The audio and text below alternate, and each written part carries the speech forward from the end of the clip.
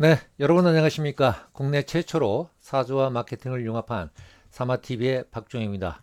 그럼 오늘의 방송 시작하겠습니다. 네, 오늘은 사주 주체의 일간에 대해 알아보는 세 번째 시간으로서 병화에 대해서 살펴보도록 하겠습니다. 네, 우리가 명리학을 공부할 때 많이 쓰는 용어가 바로 이 음양오행이란 말인데요. 오행이라고 하는 것은 이제 목, 화, 토, 금, 수 이렇게 다섯 가지를 얘기를 하는 거고요. 이 목하고 화를 우리는 양이라고 표현하고 금과 수를 우리는 음이라고 얘기를 합니다. 그리고 목화와 금수, 양과 음 사이에 있는 이 토는 양과 음의 균형을 맞춰주는 역할을 한다고 해서 우리가 중화직이다 이렇게 표현을 합니다.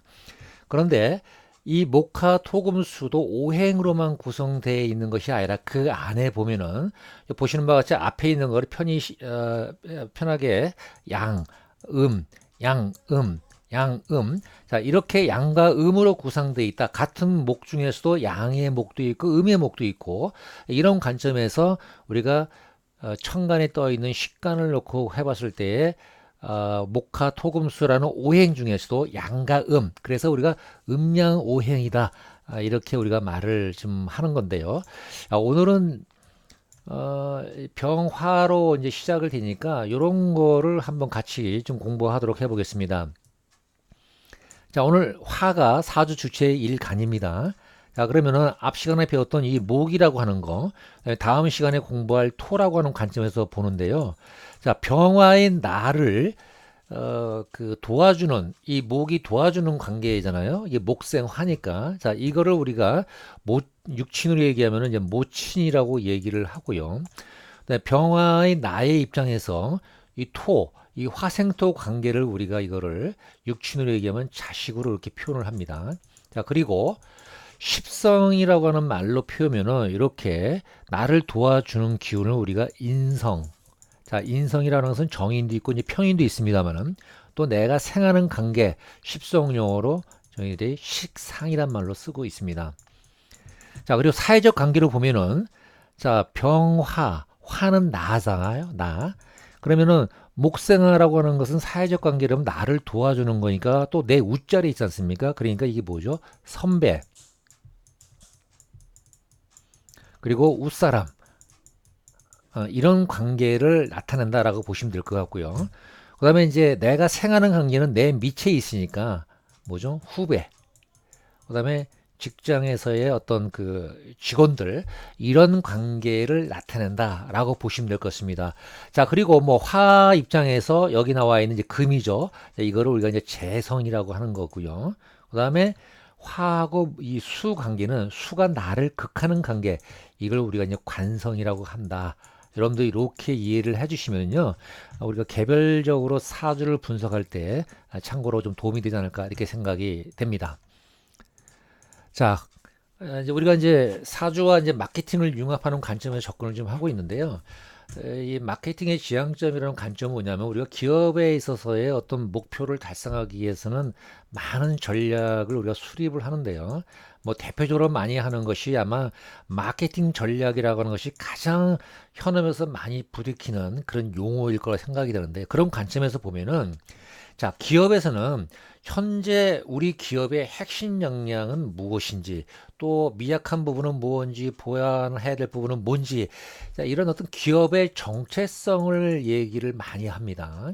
그리고 두 번째는 그 정체성이라는 것을 기반으로 해서 우리가 앞으로 가야 될 방향을 찾기 위해서는 고객이 우리 회사에 대해서 요구하는 니즈는 무엇인지, 또 선진 그 기술과의 수준차는 어떤 것인지, 우리의 경쟁 상대는 또 누군지, 또 무엇인지, 이런 걸 통해서 현재 수준을 좀 파악을 하는 그런 단계고, 그걸 바탕으로 해서 향후 우리가 5년, 그 다음에 10년, 20년 후에 우리 기업이 나가야 될 방향이 뭐냐라고 하는 것을 우리가 이제 전략적 목표 내지는 비전이란 말을 많이 쓰는데요. 바로 사람도 마찬가지로 지금 앞으로 내가 인생 100세 시대를 잘 살아가기 위해서는 나는 누구냐? 내가 가지고 있는 강점, 내가 가지고 있는 성품, 가치관, 또 어떤 이런 것들에 대해서 명확히 좀 분석이 좀 필요하다는 관점이고요. 또 내가 지금 현재 50이다, 60이다, 지금까지 살아온 과정을 리뷰해 봤을 때 내가 지금 어디에 지금 와 있는지, 지금 가는 방향을 제대로 맞고 있는 것인지, 라고 하는 관점에서 다시 한번 그 뒤돌아보는 거. 이 뒤돌아본다는 건 뭐죠? 향후 내가 나아갈 방향을 가기 위해서는 이 현재의 위치가 지금 제대로 된 위치인지를 정확히 좌표 분석을 통해서 가야 될 방향을 설정해야 되는 것.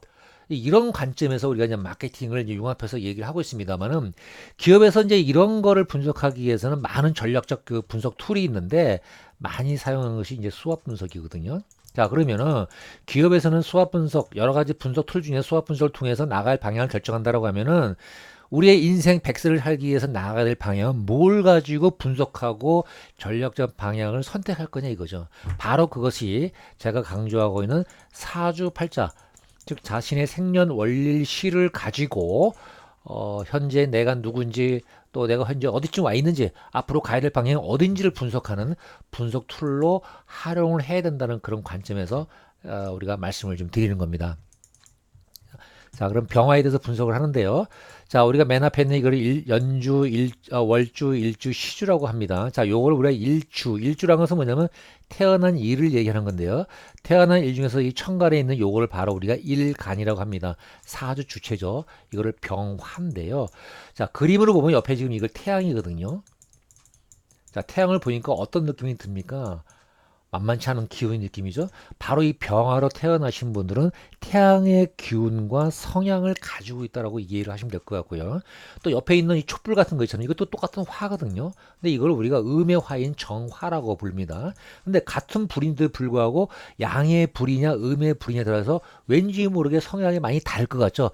맞습니다. 다릅니다. 그래서 이 병화의 성품을 잘 알면은, 그렇지 못한 사람들이 봤을 때 저 친구가 왜 저런 행동을 할까라고 하는 것에 대해서 오해가 많이 풀린다고 저는 볼 수 있거든요. 그래서 상대를 잘 이해하려고 하면은 결국은 우리가 명리라고 하는 공부를 통해서 그 사람이 가지고 있는 성품, 또 가치관, 뭐 이런 것만 잘 안다면은 그 사람이 앞으로 해야 될 일, 이런 방향성 선택에 매우 중요한 역할을 하기 때문에 우리가 일간의 중요성에 대해서 다시 한번 강조해서 말씀을 드린 겁니다.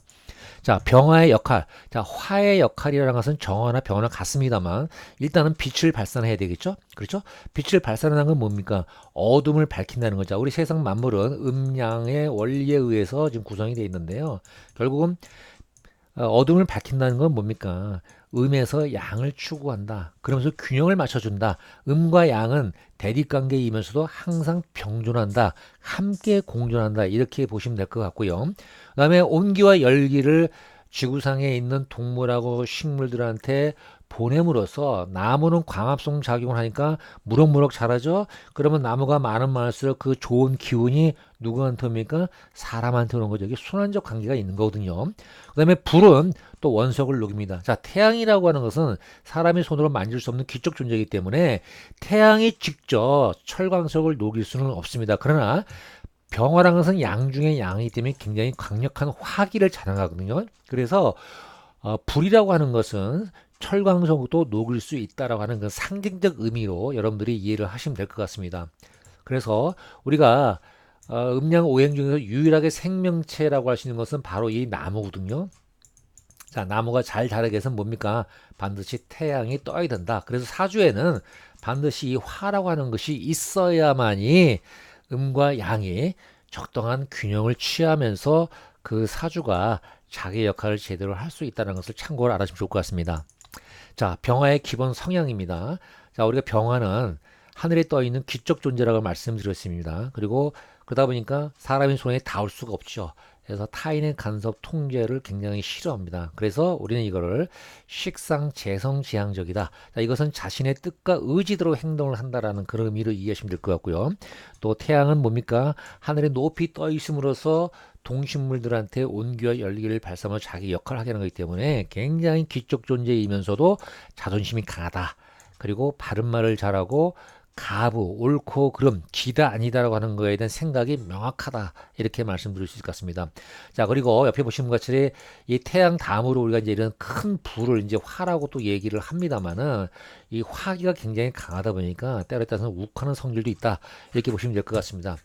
자, 그래서 태양은 대체로 타인의 간섭 통제도 받기 싫어하고 바른 말도 잘하고 가부도 명확하고 그래서 때에 따른 유연성과 융통성이 다소 미흡하다는 얘기를 들을 수 있습니다. 자, 그리고 옆에 그림을 보면 이게 이제 신금이란 보석이거든요. 보석이 어두운 데 있으면 자기 역할을 못하지 않습니까? 그러다 보니까 어떻게 빛이 있어야, 빛을 발산이 되는 게 있어야 자신의 역할을 하기 때문에 이 병화와 신금은 굉장히 좋아하는 사이. 그래서 우리가 병신합의 관계다. 이렇게 말씀드릴 수가 있을 것 같아요.